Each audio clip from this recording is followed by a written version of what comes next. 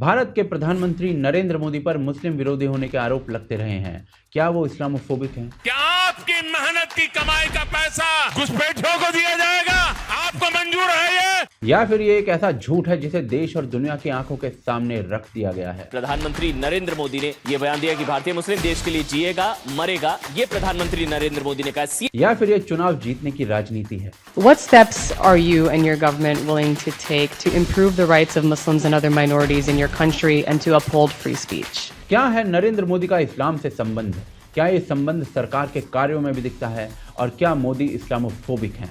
जानने के लिए वीडियो को अंत तक देखें और चैनल को सब्सक्राइब कर लें।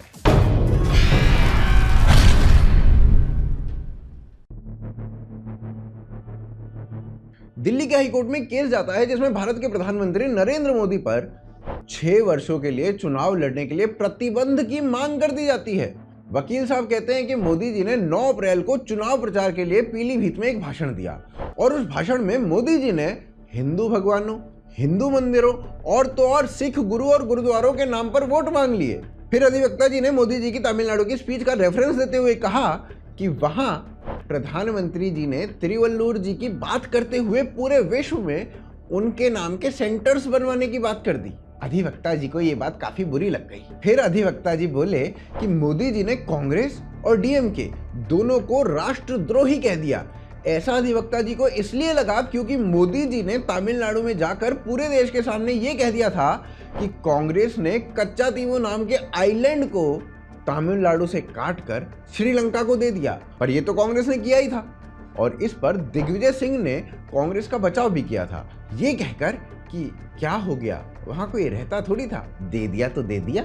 इन सभी बातों के अलावा एक और बहुत बड़ी बात है जिसके चलते मोदी जी के विरुद्ध भारतीय चुनाव आयोग के सामने विपक्ष के कई बड़े नेताओं ने कंप्लेंट रजिस्टर करी।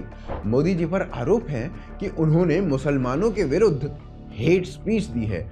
मोदी के विरुद्ध विदेशों की बड़ी बड़ी पत्रिकाओं में लेख लिखे जाने लगे कि मोदी इस्लामोफोबिक है।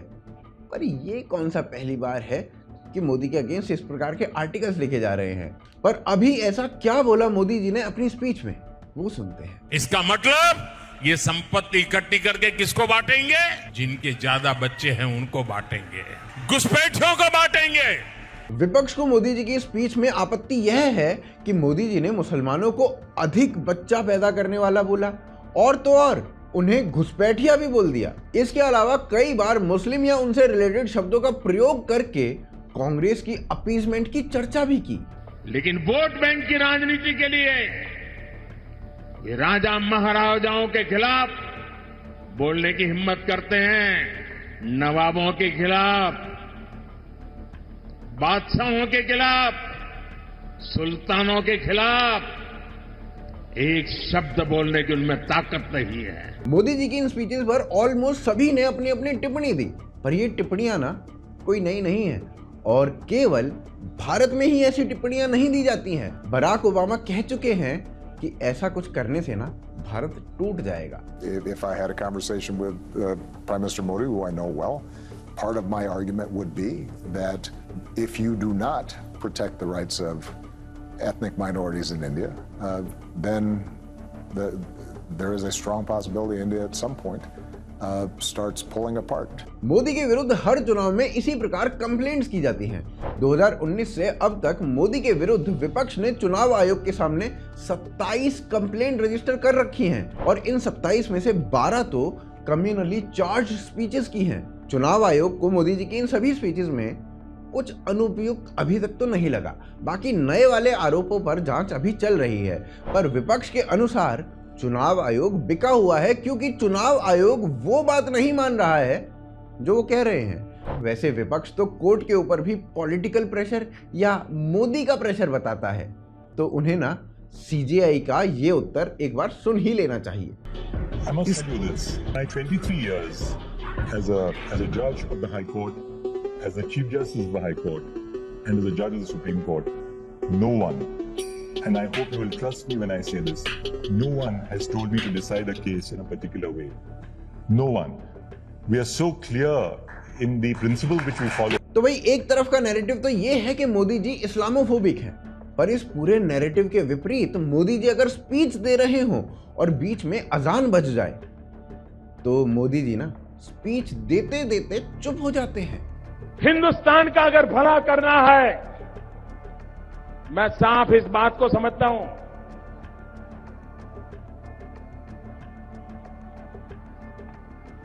ऐसा तो ना पाकिस्तान में भी नहीं होता। वहां के लीडर्स अजान के टाइम पर स्पीच देते रहते हैं, पर मोदी जी चुप हो जाते हैं। और ऐसा ना एक बार नहीं हुआ है मोदी जी के साथ, कई बार हो चुका है। ट्रैड हिंदू जो है ना, वो तो मोदी जी को मौलाना मोदी बोलते हैं, क्योंकि वो अजमेर शरीफ में चादर भिजवाते हैं। वहीं पुराने एमपी कह रहे हैं कि बीजेपी मुस्लिम अपीजमेंट में बिजी है। उधर से जफर सरेश वाला वो स्वयं कह रहे हैं कि मोदी जी ने कुरान पढ़ी हुई है। सुनिए, कुरान भी हमने दिया उनको, पढ़ा उन्होंने। बल्कि कैलीग्राफी का, सुनिए, इस्लामिक कैलीग्राफी का एग्जीबिशन था 2012 में, उसका इनॉग्रेट किया उन्होंने, एक एक आयत को बराबर पढ़ी। और तो और पीएम बनने के बाद मोदी जी ने कुरान को कोट करते हुए कुछ ये सब बोला। और कुरान को देखें तो खुदा का नूर ये शब्द आता है। कुरान में सबसे ज्यादा बार अल्लाह का नाम है। 800 बार कुरान में इल्म शब्द का उपयोग है। अब भाई ऐसी स्थिति में असली मोदी कौन है? इस्लामोफोबिक है, या अपीजमेंट करते हैं, या फिर अपीजमेंट विरोधी हैं? वो ना आगे देखते हैं। देखिए, ये डिबेट के नरेंद्र मोदी इस्लामोफोबिक हैं, ये कोई पहली बार नहीं छिड़ रही है। पिछले वर्ष जब नरेंद्र मोदी यूएस से गए थे, तो उनसे मीडिया ने सबसे पहला वहां पर प्रश्न जो पूछा था वो ये था। World leaders have made commitments to protecting democracy. What steps are you and your government willing to take to improve the rights of Muslims and other minorities in your country and to uphold free speech? इसी visit के मध्य मोदी को US की संसद में भाषण भी देना था, तो 5 सांसदों ने यह सेरेमनी अटेंड करने से मना कर दिया, जिसमें 3 मुस्लिम सांसद थे। सभी ने मोदी के द्वारा मुस्लिम्स को टारगेट करने को इसका रीजन बताया था। यहां तक कि 2005 में अमेरिकन वीजा ना मिलना या फिर 2002 की गुजरात घटनाएं भी इनके लेटर्स का पार्ट था। प्रेस के सामने जॉइंट स्टेटमेंट देकर भी यही सब कहा गया था। अमेरिकन सड़कों पर ट्रक्स घुमाए जा रहे थे जिन पर प्रश्न लिखा था कि भाई उमर खालिद को कब छोड़ रहे हो। यह सब कुछ सिर्फ एक विजिट की कहानी है और ये सब कुछ रेगुलर फीचर है। तो नरेंद्र मोदी के साथ ये कंट्रोवर्सी कोई नई नहीं है। प्रश्न ये उठता है कि क्या ये कंट्रोवर्सी सही है या नहीं। नरेंद्र मोदी जब एक चीफ मिनिस्टर भी नहीं थे, तब उनकी टीवी डिबेट का ये वीडियो देखिए। आपको ये समझना होगा कि मुसलमानों ने, व्हेन आई से मुसलमान डज नॉट लाइक इस्लाम, उनका एक पॉलिटिकल रोड मैप है। उन्होंने दुनिया को 3 हिस्सों में बांटा है।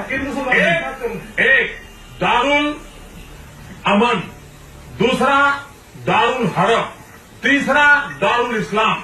मिली गजट के अनुसार 2002 में चुनाव से पहले नरेंद्र मोदी ने एक रैली में कहा था कि जो अधिक बच्चे पैदा कर रहे हैं उनको सबक सिखाना चाहिए। पर जब 2005 में नरेंद्र मोदी से पूछा गया टीवी पर कि क्या वो इस्लाम के विरोध में है, तो उनका ये उत्तर था, मैं इस्लाम एक विचारधारा के खिलाफ नहीं हूं। You are not against Islam? Not at all. और कोई भी, अगर कोई हिंदू इस्लाम के खिलाफ है तो वो हिंदू नहीं है, क्योंकि हिंदू ने ये सिखाया है सर्वधर्म बराबर है। अब नरेंद्र मोदी के प्रधानमंत्री बनने के बाद के कुछ बयान देखते हैं। उसके विषय में मुझे कभी एक बार CNN ने पूछा था कि अलकायदा का ये चल रहा है तो आपको क्या होगा। मैंने कहा हिंदुस्तान का मुसलमान अलकायदा को फेल कर देगा। Indian Muslims will live for India, they will die for India. They will not want anything bad for India. तो बेसिकली नॉर्मल सिचुएशंस में नरेंद्र मोदी के बयान सामान्य मुस्लिम समाज के लिए कभी भी कंट्रोवर्शियल नहीं होते हैं। उनके बयान या तो रेडिकल इस्लाम को लेकर क्रिटिकल होते हैं, या उनके ऐसे बयान अधिकांशतः चुनावों के समय सुनाई देते हैं। परंतु चुनावों के समय ही क्यों? 2024 के चुनावों के उदाहरण से समझते हैं। इंडिया अलायंस के भीतर से डीएमके का सनातन को समाप्त कर देने वाला बयान आता है और इसी के पश्चात बिहार में जातिगत जनगणना की जाती है और उसे पूरे देश में इंप्लीमेंट करते हुए आरक्षण को 75% तक कर देने की बातें होती हैं। सरल शब्दों में सारा प्रयास हिंदू वोट को टुकड़ों में बांटने का होता है और नरेंद्र मोदी के जितने रिसेंट बयान हैं इसी प्रयास को, इसी पॉलिटिक्स को काउंटर करते हैं। सरल शब्दों में इसे गंदी राजनीति को गंदी राजनीति से काउंटर करना कहा जा सकता है, जिसे हर कोई अपने तरीके से कर रहा है। परंतु एक इकोसिस्टम जाति जनगणना को सर्वहारा की लड़ाई कह देगा, सनातन की समाप्ति करने की बात को फ्लो में निकल गया कह देगा और मोदी के किसी भी बयान को हाईलाइट करना अपने जीवन का उद्देश्य बना लेगा। परंतु बयानों से इतर गवर्नेंस के स्तर पर क्या नरेंद्र मोदी और मुस्लिम समाज के बीच कैसे संबंध है, वो आगे देखिए। नरेंद्र मोदी पर सबसे बड़ा आरोप यही लगता है कि इनके कार्यकाल में इस्लामोफोबिया बढ़ा है और यह नैरेटिव ना अलग अलग प्रकार से विदेशों से पोषित किया जाता है कि भारत में मुसलमानों को राइट्स नहीं दिए जाते हैं, डेमोक्रेसी खतरे में है, डिक्टेटरशिप आ गई है। ऐसा ना मैं नहीं कह रहा, देश विदेश की मीडिया हर दूसरे तीसरे दिन भारत में डेमोक्रेसी की हत्या होने के दावे करती है। What we are witnessing is the death of democracy. Is democracy being dismantled in Narendra Modi's India? That democracy in India is not just dying, it's dead. लोकतंत्र की हत्या करती है। पार्टी जो है लोकतंत्र की हत्या करके उसे ताबूत में दफन करना चाहती है। परंतु इस सब के बीच मुसलमानों के लिए मोदी सरकार ने कितना कार्य किया है उस पर बात करते हैं। भारत के माइनॉरिटी कमीशन ने 2014 से 2019 तक 22,000 करोड़ रुपए माइनॉरिटी वेलफेयर के लिए खर्च किए। इसी पीरियड में 3 करोड़ 20 लाख स्कॉलरशिप दी गई और उसका जो लार्जेस्ट पाई था ना वो देश के मुसलमानों को ही गया। सिविल सर्विसेज में मुस्लिम कम्युनिटी का जो रिप्रेजेंटेशन है ना वो भारत की स्वतंत्रता यानी 1947 से 2016 तक प्रतिवर्ष मात्र 2.5% के आसपास रहता था और 2016 से लगातार प्रतिवर्ष 5% के आसपास है। 2014 से पहले 20,000 मुसलमान स्किल ट्रेंड थे, 5% के पास सरकारी नौकरी थी, 3 करोड़ को स्कॉलरशिप मिली थी और 70% मुस्लिम लड़कियां जो थी ना वो स्कूल से ड्रॉप आउट हो जाती थी हर वर्ष। लेकिन 2014 के बाद से सिनेरियो बदला और 2 मिलियन मुसलमान स्किल ट्रेन होने लगे। मुसलमानों की भागीदारी सरकारी नौकरी में 10% तक हो गई जो कि मात्र 5% थी। 5 करोड़ स्कॉलरशिप दी गई, फ्री यूपीएससी कोचिंग दी गई जो कि पहले नहीं दी जाती थी और लड़कियों का जो स्कूल ड्रॉप आउट रेट था वो 70% से गिरकर 30% पर रह गया। मोदी सरकार पर आरोप यहां तक लगाए गए कि मुस्लिम कैंडिडेट्स को जानबूझकर अधिक नंबर दिए जा रहे हैं ताकि अधिक आईएएस मुस्लिम कम्युनिटी से निकले। 2017 में एक कंपैरिजन किया गया था यूपीएससी के रिटन एग्जाम और इंटरव्यू स्टेज का, जिससे ज्ञात ये हुआ कि इंटरव्यू स्टेज में मुसलमान कम्युनिटी के लोगों को 13 नंबर अधिक दिए गए हैं बाकी सभी कम्युनिटीज के कंपैरिजन में। ये ना एग्जैक्ट वही बात है जो सच्चर कमीशन में भी लिखी गई थी 2006 में कि मुस्लिम रिप्रेजेंटेशन को बढ़ाने के लिए उन्हें थोड़ा सा फेवर किया जाना चाहिए, उनका नंबर एडमिनिस्ट्रेटिव सर्विसेज में बढ़ाना चाहिए। और यहां पर ध्यान देने वाली बात यह है कि वर्ष 2017 में ही पहली बार 131 माइनॉरिटी कैंडिडेट्स जिसमें 51 ना मुस्लिम थे उन्होंने यूपीएससी एग्जाम क्रैक किया और यह भारत के इतिहास में पहली बार हुआ था। 2011 में सेंसस हुआ और भारत में मुस्लिम जनसंख्या 14% के आसपास थी और यदि मुसलमानों को वंचित ही रखना मोदी का लक्ष्य होता तो उन्हें ना किसी भी स्कीम का हिस्सा नहीं बनाया जाता। उनकी जनसंख्या से बहुत कम हिस्सा उन्हें स्कीम्स में मिलना चाहिए था, पर हुआ इसका उलट। और इसे ना कुछ स्कीम्स के माध्यम से समझते हैं। सरकार गरीब लोगों के लिए घर बनवाती है, उसमें 31% से अधिक जो हाउसेस पीएम आवास योजना के अंतर्गत बने वो मुस्लिम कम्युनिटी को मिले। छोटे किसानों को साल के 6,000 रुपए मिलते हैं। इसमें ना 33% फंड्स किसान सम्मान निधि में इसी कम्युनिटी ने लिए। मुद्रा योजना यानी रोजगार के लिए लोन देने वाली स्कीम, इसके ना 36% बेनिफिशियरीज इसी कम्युनिटी से आते हैं। उज्ज्वला योजना जिसमें गरीबों को ना गैस सिलेंडर मुफ्त दिए गए, इसमें 37% बेनिफिशियरीज इसी समाज के लोग हैं। शादी शगुन स्कीम जिसमें ग्रेजुएट मुस्लिम लड़कियों को शादी पर कुछ पैसा मिलता है, ये स्कीम मात्र मुस्लिम महिलाओं के लिए चलाई गई। इसके पीछे का ध्येय ये था कि मुस्लिम महिलाओं का जो ड्रॉप आउट रेट है स्कूल से वो कम हो जाए। लगभग 3 करोड़ घरों में बिजली पहुंचाई गई सौभाग्य योजना के अंतर्गत। बड़ी संख्या में ये सुविधा मुस्लिम समाज को मिली।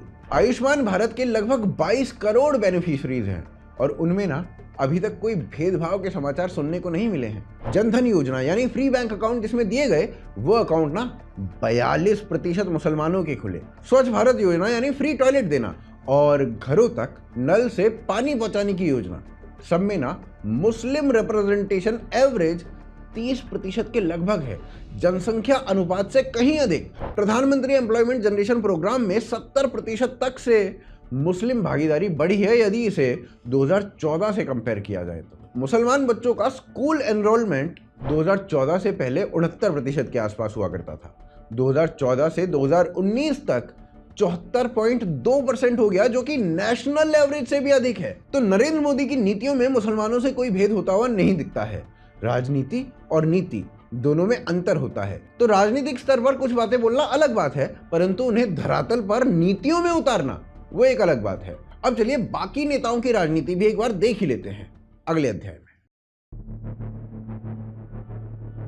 देखिए, इन सब बातों से एक चीज क्लियर हो जाती है कि नरेंद्र मोदी की राजनीति में ऐसे संवाद हैं जो किसी इस्लामिक विचारधारा वाले व्यक्ति को शायद पसंद ना आए, पर उनके संवाद एक सामान्य मुसलमान के विरुद्ध नहीं है। और जब बात गवर्नेंस की आती है तो मुस्लिम जनसंख्या के साथ अन्याय तो छोड़िए, उन्हें उनके जनसंख्या अनुपात से अधिक मिला है। पर चलिए अब थोड़ा ये देखना चाहिए कि क्या जिस वजह से मोदी को इस्लामोफोबिक कहा जा रहा है वो अन्य लोग भी करते हैं या नहीं। बंटवारे की आग के समय जब रेडिकल इस्लामिस्ट ने हिंदू जनसंख्या का संहार करना आरंभ कर दिया था तो बिहार के एक स्थान पर इसका उत्तर दिया जाने लगा था। नेहरू जी ने यहाँ पर मिलिट्री भेजी और आधिकारिक रूप से अपने ही देश के 400 लोगों को गोली मरवा दी। ये लोग तिलक लगाते थे। नेहरू जी ने नवंबर 1946 में अपने एक पत्र में लिखा कि नॉर्मली 400 लोगों की मृत्यु का सुनकर मुझे बुरा लगता, पर कमाल की बात यह है कि मुझे ये अच्छा लग रहा है। आगे नेहरू जी ने कहा कि चाहे तुम्हारे ऊपर हमें वायु मार्ग से बम बरसाने पड़े, हम तुम्हारे ऊपर वो भी कर देंगे। नेहरू जी जब प्रधानमंत्री थे तो दक्षिण भारत के मंदिरों और ताजमहल को किसी ने कंपेयर कर दिया। इस पर नेहरू जी का बयान था कि दक्षिण भारत के मंदिर सुंदर होंगे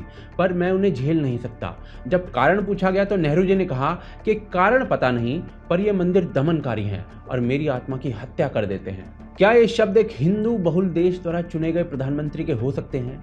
नेहरू जी एक बीफ ईटर बताए जाते हैं, पर जब पार्टी सिंबल चुनना था तो उन्होंने गाय और बछड़ा चुना। हिंदुओं के वोट तो लेने ही थे। नेहरू जी के ऐसे दर्जनों संवाद हैं, पर कहीं मेन स्ट्रीम में उन्हें हिंदू फोबिक नहीं कहा गया। 7 नवंबर 1966 को भारत की संसद को साधु संतों ने घेर रखा था। सरकार से उनकी मांग थी गौ हत्या रुकवाने की। केंद्र में इंदिरा जी की सरकार थी। इन साधुओं के ऊपर गोली चलवा दी गई। आधिकारिक रिपोर्ट बताती है कि 375 साधु मारे गए, परंतु अनाधिकारिक आंकड़ा बताता है कि 5000 साधु यहां मारे गए थे। ये नंगा कांड बीच दिल्ली में हुआ था, स्वाधीन भारत में। चाहे नेहरू जी हो या इंदिरा जी, दोनों सिचुएशन को बिना गोली चलवाए डील कर सकते थे। क्या आप इन अनसुने घटनाक्रमों को हिंदू फोबिया में गिनेंगे या नहीं? स्वाधीन भारत के इतिहास में इतना कुछ हुआ है कि हर सरकार के इक्का दुक्का उदाहरण ही यहाँ पर दिए जा सकते हैं। इस वीडियो में पूर्ण विवरण के लिए किताब लग जाएगी, परंतु चलिए थोड़ा आगे चलते हैं। नरसिम्हा राव जी ने अपने कार्यकाल में बयान दिया था कि यदि मुसलमान गटर में रहना चाहता है तो उसे गटर में रहने देना चाहिए। मिली गजट के इस पुराने अंक के अनुसार अटल बिहारी वाजपेयी ने सीधे रूप से इस्लाम को आतंकवाद से जोड़ दिया था। अटल जी का यह संवाद टीवी पर हुआ था, जिसमें कहा गया था कि जहां जहां मुसलमान हैं घुल मिलकर नहीं रहते हैं, शांतिप्रिय तरीके से प्रचार के स्थान पर आतंकवाद से डरा धमकाकर अपना प्रचार करते हैं। अटल जी ने आगे कहा था कि हर जगह जहां मुसलमान बहुत संख्या में है वहां ये चिंता हो जाती है कि ये लोग अब उग्र रूप ले लेंगे। क्या नरसिम्हा राव और अटल बिहारी वाजपेयी दोनों इस्लामोफोबिक थे?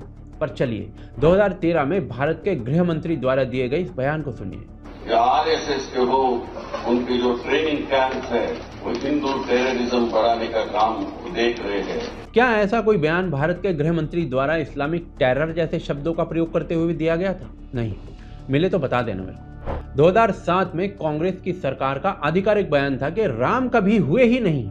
क्या ऐसा कोई संवाद उड़ने वाले घोड़ों पर मिलता है? Everyone talks about Ram, Hanuman, मंदिर, and I have said that temples are not going to create jobs. Malini Awasthi नाम की गायिका को दूरदर्शन पर गाना गाने से रोक दिया गया था क्योंकि उन्होंने कह दिया था कि भगवान राम अयोध्या में जन्मे थे। उत्तर प्रदेश के कांग्रेस के ही एक पूर्व एमएलए बोल चुके हैं कि कांग्रेस बुनियादी रूप से एंटी हिंदू पार्टी है जो मुझे पूजा तक करने से रोक देती है। यह वो समय था जब 26/11 जैसी घटनाओं को बलपूर्वक हिंदुओं से जोड़ दिया जाता था, जबरदस्ती हिंदू आतंकवाद जैसे केस बनाए जाते थे और टीवी पर दर्जनों ऐसी डिबेट्स चलती थी। क्या कारण था इसका? Consolidation and appeasement of Muslim votes. दुर्भाग्यपूर्ण है परंतु वैश्विक राजनीति का सत्य है। वोट्स का ध्रुवीकरण। Donald Trump, Biden, Sonia Gandhi, Narendra Modi सबने इसका प्रयोग किया है। नरेंद्र मोदी के आपको दोनों तरह के बयान मिलते हैं। क्या उन बयानों में सत्यता है या केवल चुनावों के लिए इन बयानों का प्रयोग किया जाता है?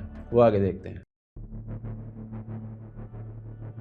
तो इन सभी अध्यायों को देखने के उपरांत हम कह सकते हैं कि मोदी जी की नीतियों में किसी भी प्रकार का कोई भेदभाव नहीं देखा गया है, लेकिन राजनीति की बातों में कुछ ऐसी बातें अवश्य कही गई हैं जिन्हें कहने से भारत के बड़े बड़े नेता अभी तक बचते आ रहे थे और उन्हीं बयानों को मीडिया में कुछ इस प्रकार से प्रस्तुत किया जाता है कि मानो भारत में इस्लामिक घृणा चरम पर पहुंच चुकी है। मोदी जी की स्पीच के बाद राणा अयूब ने मकतूब मीडिया में कहा, कि मोदी ने जो अभी स्पीच दी है वो आज तक की सबसे खतरनाक स्पीच है। समझ में नहीं आया कैसे, पर राणा जी के अनुसार है। मोदी जी ने कहा कि कांग्रेस हिंदुओं के धन का एक्सरे कराकर उन लोगों में बांट देगी जो अधिक बच्चे करते हैं। तो ऐसा तो देश में पहले हो चुका है, जिसके बारे में हमने ना एक बड़ी डिटेल में वीडियो बनाई है, पिछली ही वीडियो है, उसे अवश्य जाकर देखें। और इसके अलावा मंदिरों में दिया गया जो चंदा है वो मंदिरों के कितना काम आ रहा है, क्या उससे मौलानाओं की या स्टाफ की सैलरी नहीं दी जा रही? फिर भी राणा आयोग इस एक स्टेटमेंट को सबसे खतरनाक मानती हैं, जबकि भारत में इरेडिकेट सनातन जैसी स्टेटमेंट्स दी जा चुकी हैं। जिस देश में रामचरितमानस को दिन दहाड़े फाड़ा जाता है, जबकि वो देश हिंदू बहुल है, और फिर भी कुछ नहीं होता।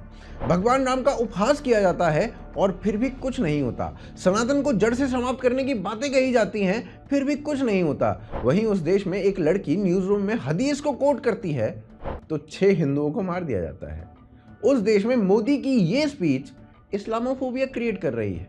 गजब बात। पर चलिए इस इस्लामोफोबिया को ना थोड़ा सा समझने का प्रयास करते हैं। 2009 CNN ने एक लेख लिखा और कहा भारत एक डेमोक्रेटिक देश है। 2012 BBC कहती है कि भारत की धमनियों में रक्त नहीं, डेमोक्रेसी दौड़ती है। फिर 16 मई 2014 को मोदी जी भारत के प्रधानमंत्री बनते हैं और उसी दिन वॉशिंगटन पोस्ट में छप जाता है कि अब ना USA को भारत के साथ अपनी पॉलिसीज को बदलने का समय आ चुका है। और मात्र 9 महीने बाद जब ओबामा भारत आते हैं तो बोलकर जाते हैं कि भारत में माइनॉरिटीज सेफ नहीं है। और ओबामा का ये बोलने का जो कारण था ना, वो ये था कि चर्च पर अटैक के समाचार उस समय उड़ाए जा रहे थे। लेकिन जब जांच हुई तो पता चला कि किसी बच्चे ने खेलते खेलते चर्च पर एक पत्थर मार दिया था। एक बच्चे के गलती से चर्च पर लगे पत्थर के कारण भारत में माइनॉरिटी अनसेफ हो गई थी और उसे USA के प्रेसिडेंट तक से बुलवाया गया था। अगस्त 2015 में कलबुर्गी नामक एक लेफ्ट लीनिंग एक्टिविस्ट को कुछ अज्ञात लोग मार गए। इस घटना के मात्र 5 दिन के बाद उदय प्रकाश नाम के एक लेखक ने साहित्य अवार्ड वापस कर दिया। फिर 28 सितंबर को दादरी में अखलाक वाली घटना हो गई और मात्र 1 महीने के भीतर 26 अन्य लेखकों ने अपने अपने अवार्ड वापस कर दिए। और उसके बाद तो पूरी कतार ही लग गई। मीडिया में बस एक ही बात गूंज रही थी कि देश असहिष्णु हो चुका है। विदेशी मीडिया इसी शब्द के आसपास लेख लिखने लग चुके थे। CNN से लेकर BBC सबने इस पर लेख लिखे। इसके बाद इंडिया स्पेंड नाम की एक पत्रिका आ जाती है और वो 2009 से 2019 तक लिंचिंग के कुछ आंकड़े रखती है और उन आंकड़ों के आधार पर ये एस्टेब्लिश करती हुई दिखती है कि मोदी जी जब से प्रधानमंत्री बने हैं तब से 90% तक लिंचिंग के आंकड़े बढ़े हैं, अगर इन आंकड़ों को मनमोहन सिंह के कालखंड के आंकड़ों से कंपेयर किया जाए तो। इंडिया स्पेंड के इसी डेटा को यूज करते हुए पहले भारतीय मीडिया ने खूब लेख छापे। उसके पश्चात वेस्टर्न मीडिया जैसे BBC, CNN, अल जजीरा, रियूटर्स, टाइम मैगजीन्स और इन्हीं के जैसे मीडिया ग्रुप्स ने भारत के इंटॉलरेंट होने और विशेष समाज पर डिस्क्रिमिनेशन वाले आर्टिकल्स खूब छापे। इसी डेटा की मदद से नरेंद्र मोदी को डिवाइडर इन चीफ तक कहा गया टाइम मैगजीन के कवर में। पर जिस ट्रैकर को रेफरेंस माना गया उसका सत्य क्या था? पहला सत्य यह था कि 2019 के चुनाव खत्म होते ही इस ट्रैकर को ना खत्म कर दिया गया और इस डेटा को समाप्त करने का कारण यह बताया गया कि इस डेटा में एक परसिस्टेंट गैप था, यानी असत्य डेटा था। इसी डेटा का फिर दूसरा सत्य यह था कि इंडिया स्पेंड जिसने ये डेटा जारी किया था वो कांग्रेस पार्टी से एक रिलेटेड बंदे ने बनाई थी। तीसरा सत्य इस डेटा का ये था कि जब इस ट्रैकर का फैक्ट चेक हुआ तो इसे सेलेक्टिव चेरी पिकिंग का केस पाया गया। अनेकों ऐसे इंसिडेंट्स थे जहां विक्टिम मेजॉरिटी कम्युनिटी से था, वो केसेस को काउंट ही नहीं किया गया था इस डेटा में। लेकिन भारत की इस इस्लामोफोबिक छवि के विपरीत एक सत्य था जो कि आंकड़ों में कहीं दबा हुआ रह गया था। क्राइम रिकॉर्ड ब्यूरो की रीसेंट रिपोर्ट के अनुसार देश में दंगे कम होते जा रहे हैं और 50 सालों में देश जो है ना वो इस समय सबसे शांत है। तो इन सभी तथ्यों को जानने के बाद हम मोदी जी के बारे में क्या कंक्लूड कर सकते हैं? कौन है मोदी जी? इस्लामोफोबिक है या मौलाना मोदी है या फिर कुछ और है? वो आगे देखते हैं। देखिए, इस पूरी कॉन्वर्सेशन में आपको नरेंद्र मोदी के बारे में 3 चीजें दिखाई देती हैं। पहली ये कि गवर्नेंस के स्तर पर उनकी गवर्नमेंट ने मुस्लिम पक्ष के साथ कोई भेदभाव नहीं किया है, जबकि पूर्व में सरकारें कह चुकी हैं कि देश की संपत्ति पर प्रथम अधिकार मुसलमानों का है। कई सरकारों ने तो पॉलिसी के स्तर पर भी भेदभाव किया है, जैसे ईद पर पूरी बिजली देकर दीपावली पर बिजली काटना, या फिर राज्य में शमशान के लिए कब्रिस्तान से बहुत कम जमीन देना, जबकि बहुसंख्यक हिंदू हैं। दूसरी बात, इस कॉन्वर्सेशन से यह पता चलती है कि चुनावों के समय नरेंद्र मोदी ने कास्ट और कम्युनल कार्ड खेला है, परंतु उसमें ऐसी कोई भी चीज नहीं है जो किसी दूसरे राजनेता ने नहीं की हो। मुस्लिम समाज के लोगों को ये कहना चाहती हूँ, चुनाव में बीजेपी को हार का मुंह उत्तर प्रदेश से दिलाना है तो आप लोगों को अपने वोट को बांटना नहीं है, बल्कि एक तरफ अपना वोट गठबंधन के उम्मीदवारों को देना है। और तीसरी चीज, ऊपर कही गई दोनों बातों का निचोड़ है कि नरेंद्र मोदी एक पक्के राजनेता हैं जो चुनावों के समय पोलराइजेशन का प्रयोग करते हैं, ठीक उसी प्रकार से जैसे इस चीज को पूरे विश्व के राजनेताओं द्वारा यूज किया जाता है। But a black parent, no matter how wealthy or how poor they are, has to teach their child when you're walking down the street, don't have a hoodie on when you go across the street. Domestic terrorism from white supremacists is the most lethal terrorist threat in the homeland. Acknowledge that Islam is an influential ideology that fosters hatred and terror, and as a result is not compatible with the values of the Netherlands. परंतु data के अनुसार एक चीज बिल्कुल crystal clear है कि नरेंद्र मोदी ने Muslims के उत्थान के लिए वो कार्य किया है जो भारत का कोई और प्रधानमंत्री नहीं कर पाया है। और यहां से स्पष्ट है कि मोदी की राजनीति मुस्लिम विरोधी नहीं है, बल्कि रेडिकल इस्लाम के विरुद्ध है, और ऐसा होना भी चाहिए। प्रजातांत्रिक राजनीति का दुर्भाग्य है कि विश्व के बड़े से बड़े लीडर्स ने भी चुनाव के समय कम्युनल पॉलिटिक्स की है, चाहे नेहरू हो, बाइडेन हो या मोदी हो। पर इस सब के मध्य एक्चुअल नरेंद्र मोदी कौन है? I am a nationalist. I am a patriotic. Nothing is wrong. I am a born Hindu. Nothing is wrong. So I am a Hindu nationalist. So you can say yes, I am a Hindu nationalist. Hindu nationalist की इस पूरी राजनीति से इतर नरेंद्र मोदी एकमात्र ऐसे राजनेता हैं जिन्होंने भारत के विकास को भारत की 5000 वर्ष की विरासत के साथ जोड़ा है, जिन्होंने भारत की भव्यता को ताजमहल की कब्रगाह से निकालकर महाबलीपुरम और मीनाक्षी मंदिर के अलौकिक दृश्यों तक पहुंचाया है, जिन्होंने उन स्कीम्स को लोगों तक पहुंचाया है जो केवल कागजों पर काले अक्षरों में लिखी जाती थी, जिन्होंने ऐसे विवादों को सुलझाया है जो दशकों और शताब्दियों से भारत की नसें काट रहे थे, जिन्होंने उन दिव्य मंदिरों का उद्धार किया है जिन्हें पिछली सरकारें उनके हाल पर छोड़ चुकी थी, जिनके कार्यकाल में भारत ने उस इंफ्रास्ट्रक्चर को खड़ा किया है जिस पर चलकर एक भव्य दिव्य देश का निर्माण किया जा सकता है, और जिनके कार्यकाल में भारत तीसरी सबसे बड़ी अर्थव्यवस्था बनने के लिए हुंकार भर रहा है। संक्षेप में, मोदी एक ऐसे राजनेता हैं जो विपक्ष की कही बातों को उन्हीं के विरुद्ध प्रयोग करना जानते हैं। यदि विपक्ष माइनॉरिटी अपीजमेंट के साथ जातिगत जनगणना करते हुए हिंदू पक्ष को पृथक करने का प्रयास करता है तो उसका उत्तर काउंटर पोलराइजेशन से दिया जाता है। यह राजनीति है, इसमें कोई दूध का धुला नहीं है। आप इस विषय के बारे में क्या सोचते हैं, हमें कमेंट्स में बताएं। चैनल को सब्सक्राइब और वीडियो को शेयर अवश्य करें। हमें सपोर्ट करें patreon.com और UPI के माध्यम से। स्क्रीन पर दिख रहे इस दूसरे वीडियो को अवश्य देखें जो आपको बीजेपी और कांग्रेस के मैनिफेस्टो में क्या अंतर है वो बताएगा। ये अंतर आपको 2024 में आपको कहां वोट देना है उसमें मदद कर सकता है। पुनः मिलते हैं अगले एपिसोड में।